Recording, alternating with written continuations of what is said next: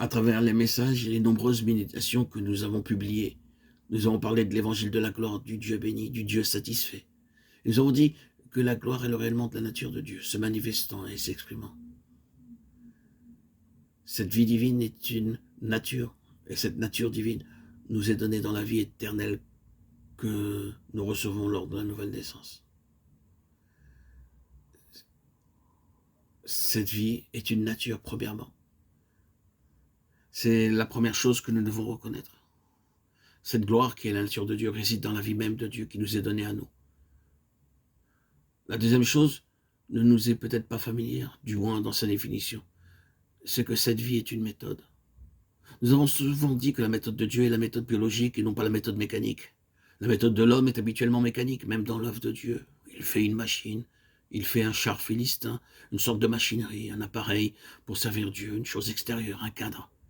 C'est la manière pour l'homme de faire l'œuvre de Dieu. Avec Dieu, c'est toujours la méthode de la vie. Quand il va faire quelque chose, sa méthode consistera à implanter sa vie même là, dans cette chose. C'est sa base, sa méthode. Est-ce qu'il va développer quelque chose? Alors ce sera par la vie, et seulement par la vie et l'accroissement de la vie. Ça signifie simplement que la réelle croissance spirituelle de l'Église, le développement et l'expansion de ce qui est de Dieu, dépendra entièrement de la mesure de la vie divine qui sera présente. C'est la méthode de Dieu. Pour tout ce qu'il se propose de faire, c'est sa méthode. L'une des grandes choses que l'ennemi fera, ce sera d'empêcher que cette vie puisse s'implanter en nous. S'il ne peut pas le faire de manière ouverte, par l'activité directe, il le fera par la tromperie ou par la contrefaçon, qui sont des choses similaires. Je voudrais dire cela, c'est qu'il y a un très grand nombre de choses produites dans l'œuvre pour Dieu, qui ne sont pas issues de la vie. Oui, il n'y a rien de cela. Il y a de l'enthousiasme, de l'entrain, il y a de l'intérêt, des sensations et des émotions fortes.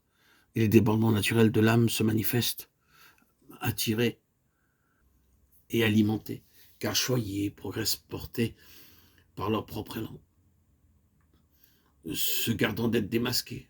Mais vous devrez toujours leur en donner de plus en plus. La méthode de Dieu, elle, est intérieure. C'est sa propre vie. Et quand il obtient un passage pour sa propre vie, il n'est pas nécessaire d'utiliser ce qui est externe. La chose va d'elle-même.